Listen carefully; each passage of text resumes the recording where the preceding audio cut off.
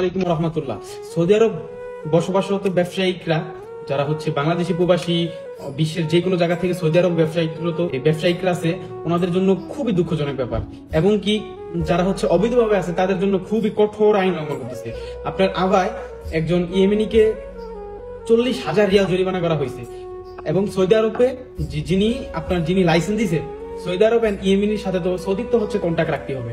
So Saudi and ইয়েমেনিকে 40,000 Real জরিমানা দিচ্ছে, আর সৌদিকে 5 বছরের জন্য ওই একই ব্যবসা করার জন্য নিষিদ্ধ করে দিছে। সো বুঝতেই পারতেছেন, যারা অবৈধভাবে ব্যবসা পরিচালনা করতেছেন তাদের জন্য খুবই কঠোর আইন।